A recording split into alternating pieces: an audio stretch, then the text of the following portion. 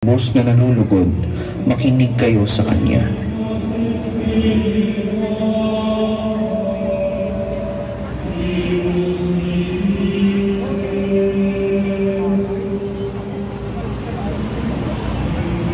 Ang pagpapagaling ni Jesus sa taong ipinanganak na bulag. Nakita ng Panginoon ang isang lalaking bulag mula sa kaniyang pagsilang. Tinanong siya ng kaniyang mga alagad, "Guro, sino ang nagkasala? Ang taong ito o ang kaniyang mga magulang, kaya siya ay ipinanganak na bulag?" Sumagot si Jesus, "Hindi dahil sa ang taong ito ay nagkasala o ang kaniyang mga magulang man, kundi upang mahayag sa kanya ang mga gawa ng Diyos."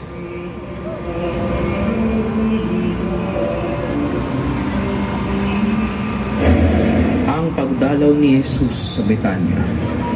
Sa pagpapatuloy ng paglalakad ni Jesus, pumasok siya sa Betanya. Tinanggap siya ni Marta na may kapatid na Maria. Naupo sa paanan ng Panginoon si Maria at nakinig sa kanya. Ngunit si Marta ay nag-abala. Sinabi sa kanya, "Marta, Marta, nag-aalala ka at nababagabag tungkol sa maraming bagay. Subalit isang bagay ang kailangan. Pinili ni Maria ang mabuting bahagi na hindi kukunin sa kanya."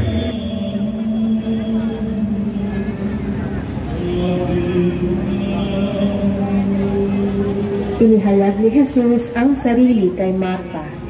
Nang bumalik si Jesus sa Betanya, agad siyang sinalubong ni Marta at sinabing, "Panginoon, kung narito ka sana, hindi sana namatay ang kapatid ko."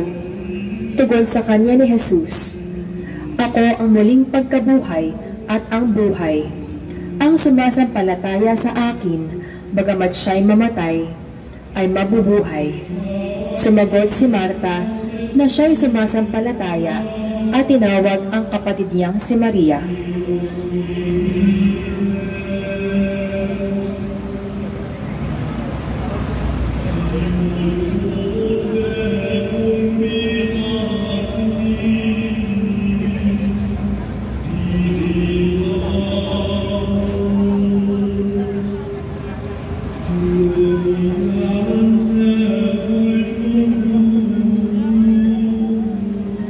Pagpapahid ng pabango ni Maria ng Betanya. Ang nasa hapunan ang Panginoon sa Betanya, kumuha si Maria ng isang bote ng mamahaling pabango na galing sa katas ng nardo. Ibinuhos niya iyon sa mga paa ni Jesus at pinunasan ng kaniyang buhok. Napuno ang buong bahay ng halimuyak, ngunit pinuna ito ni Judas, at sa tingin niya'y ito ay isang pag-aaksaya. Sinabi ni Jesus, "Pabayaan ninyo siya. Hayaan ninyong ilaan niya ito para sa araw ng aking limit."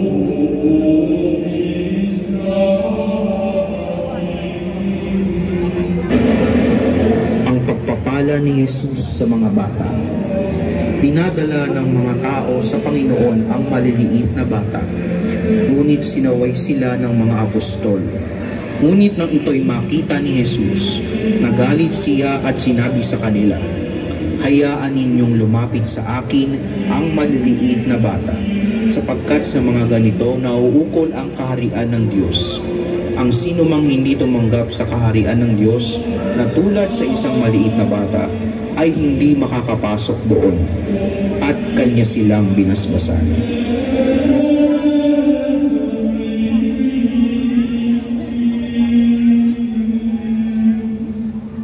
Ika-4 na bahagi, mga tagpo sa pasyon ng ating Panginoong Hesukristo.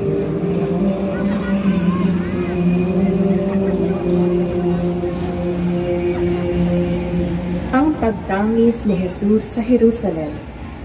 At sinabi sa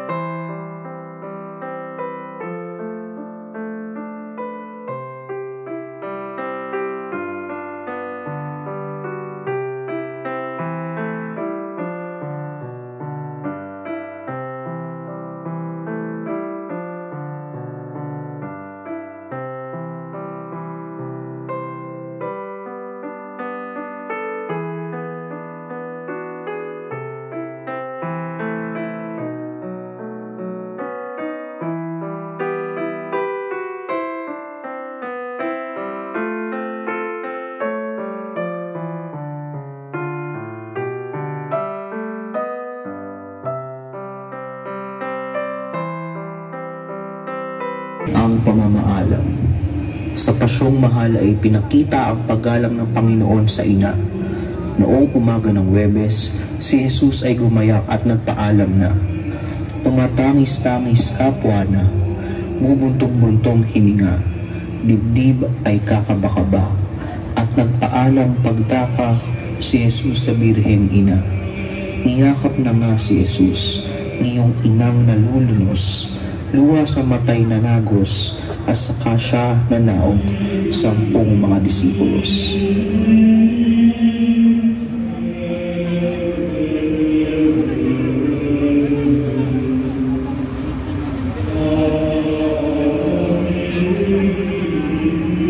Ang paghuhugas ng paa ng mga apostoles.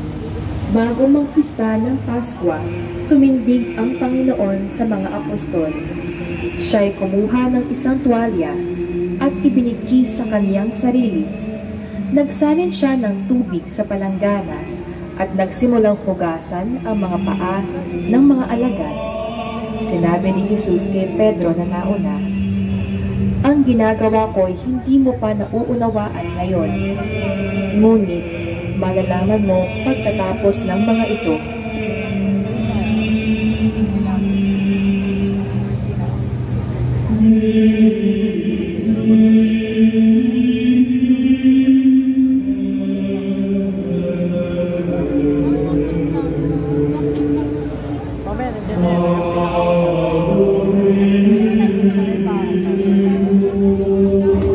Ang huling hapunan. Bilang paggunita sa pista ng Paskwa, ayon sa batas ni Moises, at sa kagustuhan ng Panginoon na itatag ang sakramento ng banal na Eucharistia. Naghapunan siya kasama ang mga apostol. Kanya ding sinabi, "Katotohanang sinasabi ko sa inyo, ang sino mang tumatanggap sa aking sinugo ay tumatanggap sa akin, at ang tumatanggap sa akin ay tinatanggap siya na nagsugo sa akin."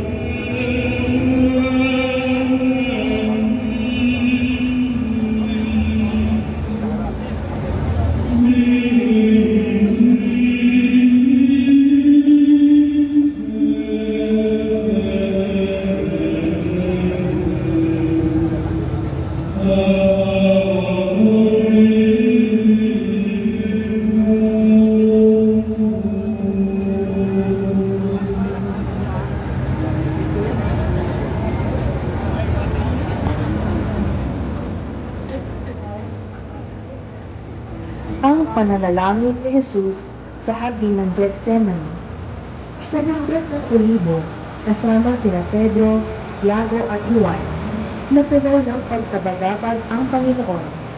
Nagpawis ng tugo habang nakatulog naman ang mga alagad.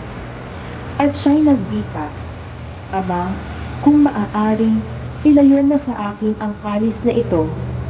Gayunpaman, huwag ang kalooban ko, kundi ang kalooban mo ang masunod." Pagkatapos nito, pinalakas ng isang anghel ang kanyang kalooban.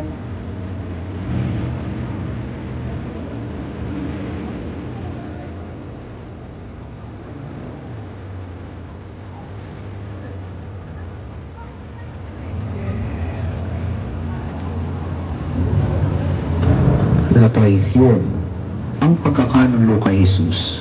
Sa gitna ng katahimikan ng gabi at habang nagsasalita ang Panginoon sa kanyang mga apostol, ay dumating si Judas Iscariote na kasama ang mga kawal ng templo. Lumapit siya sa kanyang maestro upang halikan. Sinabi ng Panginoon sa kanya, "Judas, sa pamamagitan ba ng halik ay pagkakanulo mo ang anak ng tao?"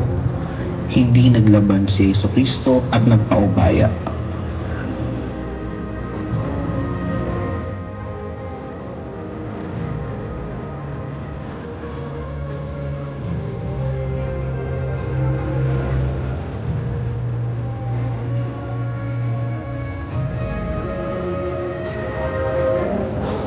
Jesus Cautivo. Sa pagninilay ng pagdakip, ito ang banal na imahe ng Panginoong Jesucristo matapos ang pagdakip at simbolo ng pag-iwas sa Kanya ng mga alagad. Hindi siya sumalungat sa takda ng kaganapan. Ayon sa Ebanghelyo ni San Mateo, Ngunit ang lahat ng ito ay nangyari upang matupad ang mga sulat ng mga propeta. Nang magkagayon, iniwan siya ng mga alagad at sila ay tumakas.